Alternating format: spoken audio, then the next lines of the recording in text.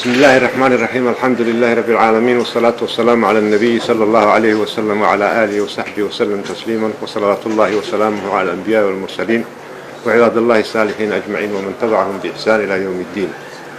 السلام عليكم ورحمة الله وبركاته. waxaan salaamayaa dhammaan xildhibaanada golaha shacabka iyo shacbiga Soomaaliyeed meel kasta ay joogaan qaybihiisa kala duwan oo beeraley, xoololey, xataa qaybaha kala duwan ee bulshada ay ka dhisantahay ka samaysan tahay. waan salaamayaa salaanka bacdi. waxaan rabaa horaan inaan idinka shacbiga aan u cudur daarto. anigu ma ahayn qof oo miidiyada ku dhex badan oo ama ka hadalkeeda ama qalabkan hadda ayaamahan baraha bulshadeed iyo wax ka galgala ma aanan ahayn. hase yeeshee waxaa iqasbay duruufaha ayaaman haddii mar walba aad aragtaan wax kale ma aha ujeedada waajibaadkaygan ka hoos marayaa haddii aanan idinla socodsiin dhabta jirta ayaamahan duruufaha gaarka ah golihiina shacbiga matalayay duruufaha uu ku jiro awgeed inaan mar walba wixii dhab ah jira aan idin soo gaarsiiyo waa waajib isaaran maadaama ay ammaano nagu tahay hogaaminta golihiina oo codkiina aan ku hadlayno. saa daraaddeed baan soo noqoshada badatay marka wax ka cudur daarana haddii aan idinku badbatay.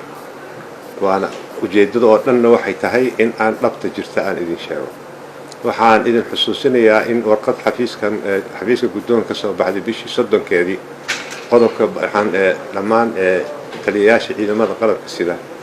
aan ku wargelinay una sheegnay xusuusinay aan iraahdo qodobka 127 ee dastuurka oo faraya in ciidamada qalabka sida ay ahaadaan dhexdhexaad aysan marna ku milmin garab siyaasadeed ama dhinac kale ayna u janjeersanin ayaa dhab ahayd oo yani dhab jirta way aan u sheegnay oo mar walba inay u adeegaan danta guud ee dalka ayagoo ilaalinaya dastuurka iyo shuruucda. yani xilkaas waa xil dastuuri ah oo ay mar walbana ku shaqeeyaan marka ay ku adeegayaan ama ay ka howlgalayaan golaha shacabkana inay u hoggaansamaan dastuurka iyo xeer hoosaadka golaha shacbiga uu ku dhaqmo.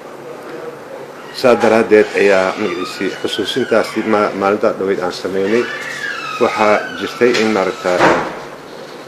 xalay aan la shiray taliyayaasha ciidamada qalabka sida taliyaha booliska, taliyaha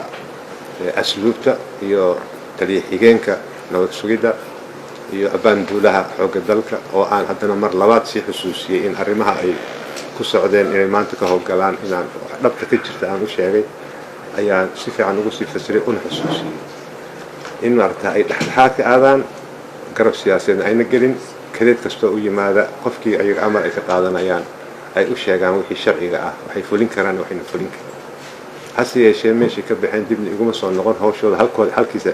ka wateen. saaka markaan meesha oo aan tegey aniga iyo gudoomiye ku-xigeenka wada soconay iyo kaaliyaashayda oo xogayntayda ayaa ila socdeen iyo dhowr qofood oo ilaalada haddii la ku ron yahay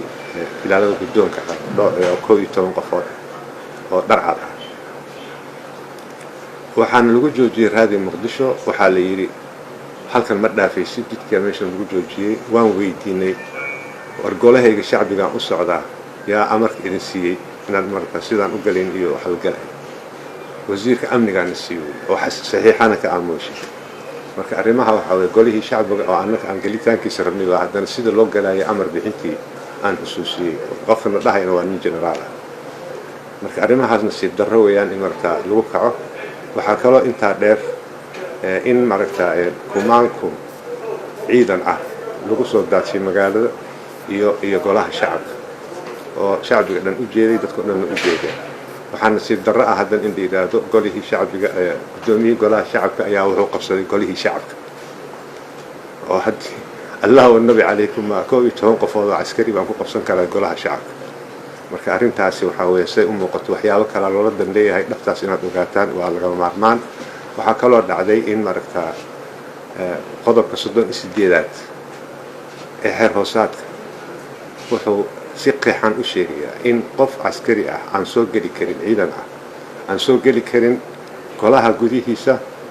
iyadoo amar aan laga haysanin hab dhowraha oo u xilsaaran asoo ku shaqaynaya amarka gudoomiyaha habdhowraha u xilsaaran qofka soo galaya marka loo baahan yahay inuu soo gal la yiraahdo hase yeeshee markaan meesha galay waxaan ugu tegay meesha oo magaciisa kontomey lixdamey wax ka badan oo ciidan ah oo golaha gudaha meesha xildhibaanada ku jiro oo haddana xeyndaabyo samaysanayo oo meesha ku howlay arrintaas waa arrin aan loo qaadan karin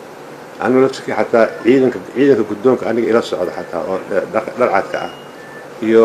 dhowr qofooda oo amisom ah waxay fariistaan kuma soo dhawaadaan meesha kulanka oo fadhiga oo xildhibaanada waxay fariistaan xafiiskayga gadaal ay nagu sugaan